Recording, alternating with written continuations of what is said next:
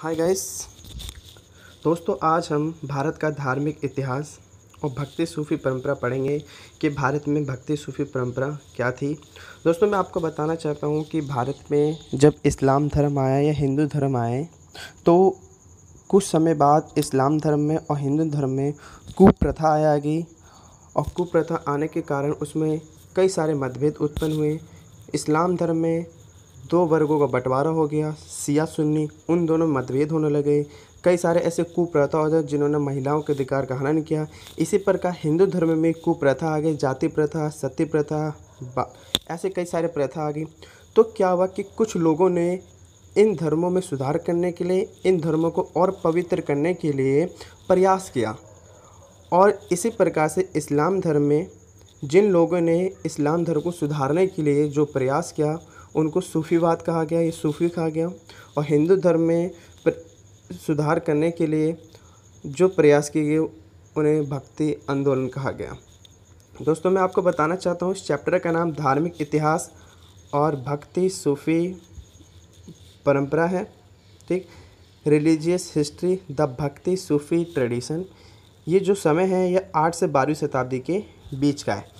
तो सुधार आंदोलन चलाया गया। इस्लाम धर्म में जिन लोगों ने सुधार आंदोलन चलाया गया उनको सूफ़ी कहा गया और जो हिंदू धर्म में चलाया गया उनको संत कहा गया और इनकी प्रक्रिया को भक्ति आंदोलन कहा गया, जबकि इस्लाम में सूफ़ीवाद कहा गया। दोस्तों, ये जानने से पहले हम छोटी सी और चीज़ जानेंगे। देखिए, यहाँ पे लिखा है, मैं इस्लाम धर्म के बारे में बता रहा हूँ कि बेशरा और बासरा, जिसे बेसरिया और बासरिया भी कहा जाता है। तो इस्लाम धर्म में जो सूफ़ी थे वो दो वर्गों में बटे थे। एक थे बेसरिया। बेसरिया कौन थे? इस्लामी कानून को नहीं मानते थे।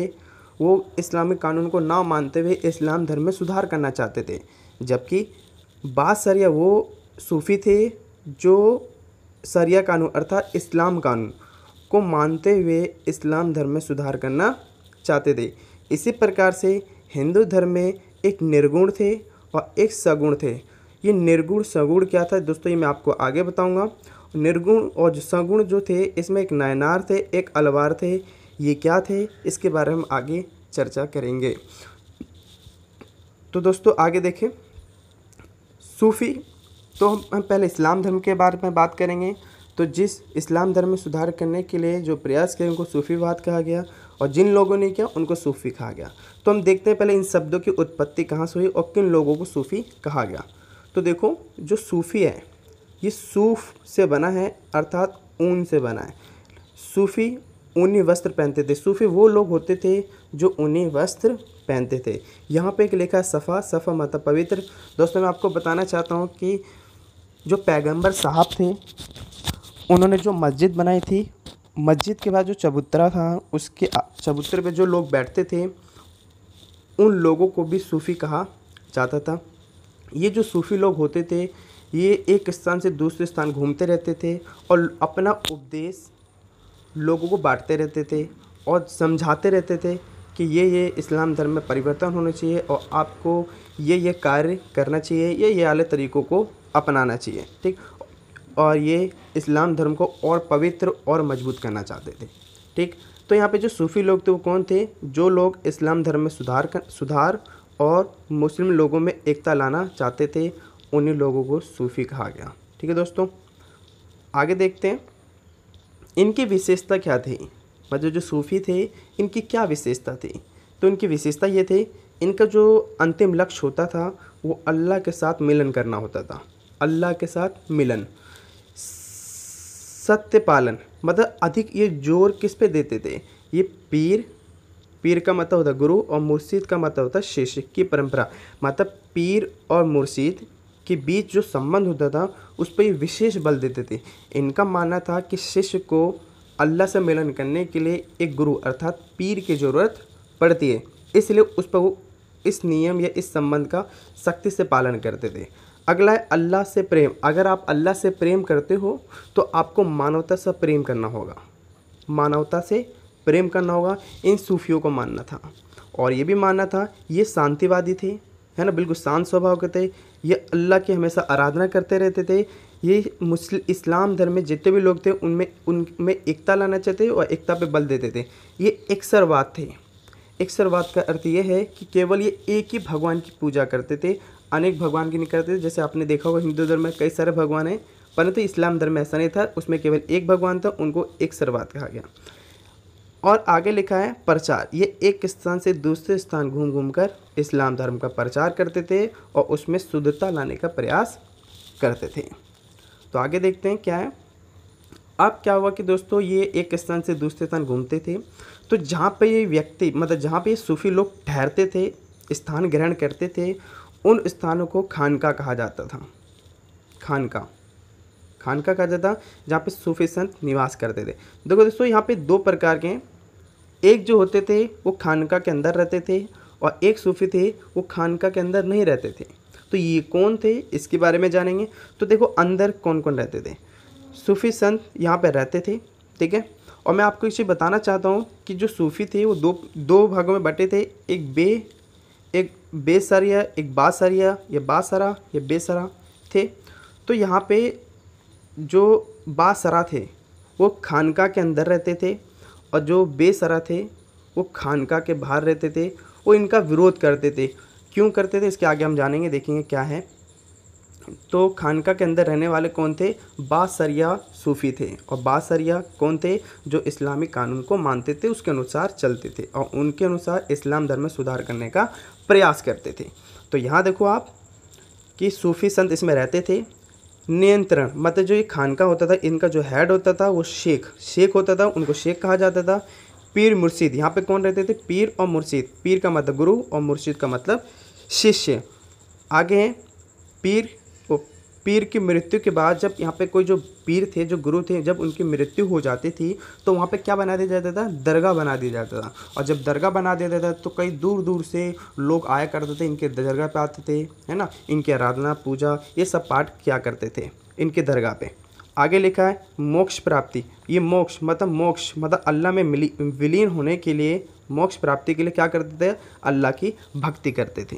और इसमें कौन लोग रहते थे, मतलब कौन सूफी रहते थे, जो इस्लाम कानून का पालन करते थे, जिन्हें बाशरा कहा जाता था। जबकि दूसरी ओर देखो, दूसरी ओर है बाहर, जो बाहर रहते थे, जो खानका का विरोध करते थे। ये घुमक्कड़ कहा जाता था इन सूफियों को।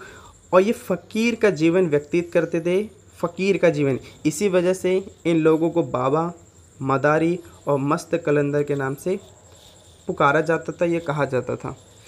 उपदेश, ये अपने उपदेशों का प्रचार किया करते थे घूम घूम कर। और इनमें वो सूफ़ी थे जो इस्लामी कानून का पालन नहीं करते थे, जिन्हें बेशरा कहा जाता था। दोस्तों कुछ समय बाद क्या हुआ कि भारत में भी सूफ़ीवाद आने लगे और इन सूफियों ने भारत में भी इस्लाम धर्म में सुधार करने के लिए प्रयास किया। और जब ये सूफ़ी भारत में आए तो इसको हमने सिलसिले कहा कि सूफियों के सिलसिले चले। मतलब जो सूफी संत थे, जो मुख्य थे, उन्होंने प्रयास किया इसमें सुधार करने के लिए। तो यहाँ पे हम देखेंगे कि जो सबसे पहले क्या, जो सिलसिले जो आए तो बासरा की ओर से भी आए और बेसरा की ओर से भी आए। बासरा की ओर से आया एक चिश्ती सिलसिला है और बेशरा की ओर से सोहरावर्दी सिलसिला, कादरी सिलसिला और नक्शबंदी सिलसिला। कुल मिला के 4। ऐसे तो बहुत सारे सिलसिले थे, लेकिन ये मुख्य थे जो भारत में आए 12वीं शताब्दी के आसपास। तो अब हम इन सिलसिले के बारे में जानने का प्रयास करेंगे। तो देखो ये क्या था, चिश्ती संप्रदाय या सिलसिला आप कह लो। ये बहुत बड़ा था और बहुत ही मुख्य सिलसिला, ये संप्रदाय था, समूह था, जो सूफियों का था, सूफियों का समूह था। तो देखो ये जो चिश्ती संप्रदाय था, इसकी जो स्थापना की थी वो ख्वाजा मुइनुद्दीन चिश्ती ने की थी।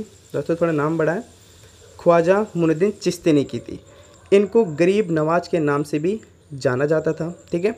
और इनकी जो दरगाह थी वो अजमेर में थी, अर्थात राजस्थान में थी। और ये कब आई थी, 12वीं शताब्दी में आई थी, ठीक।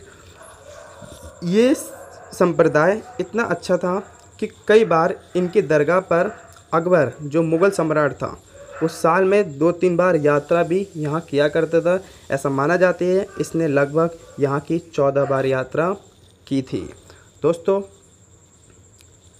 ये चिश्ती संप्रदाय इतना प्रसिद्ध था, इसमें कई सारे जो संत थे और उनकी कई महत्वपूर्ण भूमिका थी, ठीक है। और इनकी दरगाह पर कई दूर दूर से, पूरे भारत से और अरब देशों से भी यहाँ पे इनकी दरगाह पर लोग आया करते थे। ठीक है, और यही वजह थी कि इन जो ये सूफीवाद थे, इनके विचार से लोग बहुत प्रभावित थे, बहुत अच्छे अच्छे पवित्र विचार थे इनके। और यही वजह थी कि कई लोगों ने खुशी खुशी इस्लाम धर्म को अपना लिया। और इस्लाम धर्म को अपनाने की वजह उसमें से एक ये भी थी कि वो सूफीवादी विचारधारा से लोग प्रभावित थे, तो उसने खुशी खुशी इस्लाम धर्म को अपना लिया था। तो देखो दोस्तों, यहाँ पे क्या है, प्रसिद्ध संत, तो इसके कुछ प्रसिद्ध संत थे। एक थे कुतुबिन बख्तियार काकी। दोस्तों ये नाम तो आपको ज़रूर याद होना चाहिए, क्योंकि इनकी याद में ही दिल्ली में कुतुब मीनार का निर्माण कराया गया है। दोस्तों इनकी जो दरगाह है वो दिल्ली में है। ठीक है, एक है बाबा फरीद। दोस्तों ये भी बहुत बड़े संत थे चिश्ती संप्रदाय के। इनकी जो दरगाह है वो पाकिस्तान में है, और आज भी कई हज़ारों लोग यहाँ पर जाते हैं और चादर चढ़ाते हैं और पूजा पाठ करते हैं जो होता है। एक है शेख निजामुद्दीन औलिया, इनकी दरगाह दिल्ली में है। एक है अमीर खुसरो। दोस्तों ये तो और भी बड़े हैं, इनकी भी आपको पता होनी चाहिए, और इनकी दरगाह दिल्ली में है। दोस्तों ये सारी चीज़ें आपको याद करनी होगी। तो दोस्तों इस वीडियो में इतनी, मिलते हैं अगली वीडियो में। वीडियो देखने के लिए धन्यवाद।